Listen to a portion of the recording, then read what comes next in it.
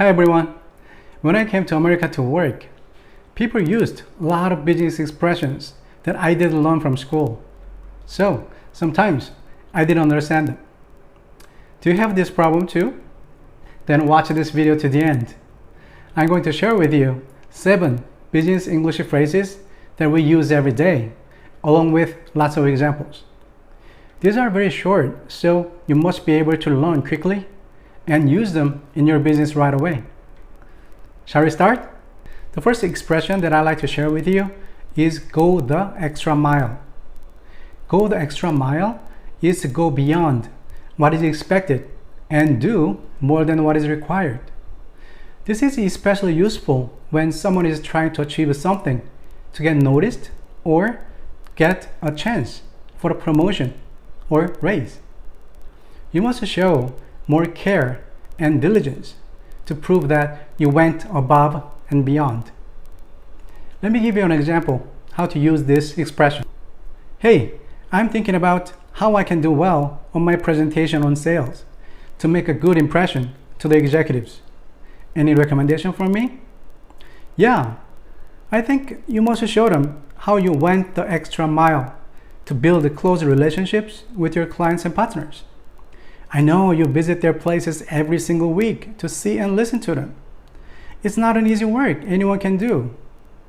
That'll show that you really care and have passion for this company.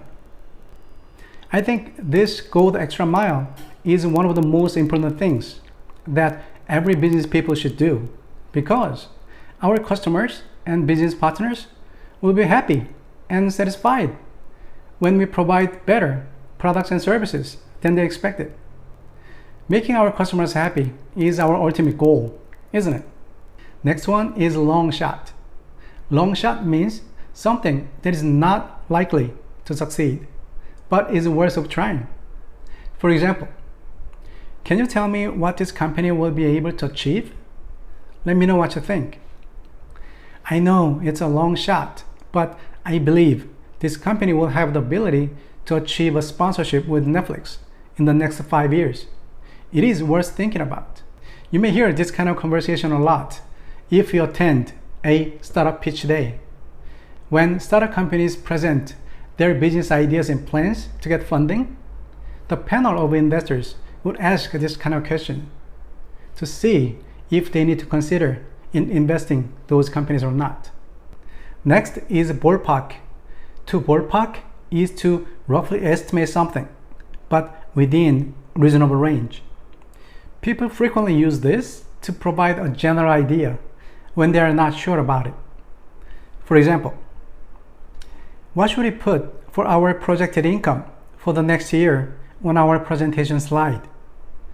Well, even the boss is not sure how much the revenue will be, so let's just ballpark at around 500K to get an idea going. You may also use this ballpark as a noun. For example, I know you cannot tell me right now the exact cost for the project, so just give me your ballpark figure. I think many people are using these ballpark figures in their short-term and long-term business plans because nobody knows when this crazy COVID pandemic will end. Next is up in the air. Up in the air means something is still not determined and needs to be discussed. This is used a lot in settings when ideas are not certain or more meetings are needed to really narrow down an idea. For example, do you know if details for our next project will be discussed in the next week? I'm not sure because the manager said the next project is still up in the air. Maybe it is something we can discuss on our own and suggest to the manager. Next is outside the box. Outside the box means to think from a new perspective, totally different angle, and third person's point of view. We say this a lot. Let's think outside the box whenever we need some fresh, creative, innovative ideas, even crazy ideas, because sometimes they turn out to be great ideas that can be beneficial to the company. For example, I've been brainstorming for new ideas. I need to present to my boss at our next meeting, but I'm stuck. Can you give me some suggestions or ideas the boss may like? Well, I'm not sure either, but you should try thinking outside the box. How about putting yourself in your customer's shoes and analyzing their likes and dislikes about our products? That'll give you some good ideas that can turn out interesting for the company. I think this is also a very important thing for us to do, because we see everything and say, I am right, you're wrong, from our limited perspective. Next is get down to business. What it means to get down to business is simply to get started and do what is required. This is said frequently in companies when employees must start working what they are supposed to do. For example, now we're done with milestone 1 for our project. Maybe we should take a few days off to rest? Actually, since our manager wants to catch up to the other team with milestone 2, let's get down to business and start working. The last expression I'd like to share with you today is in full swing. In full swing means something is at the most active stage.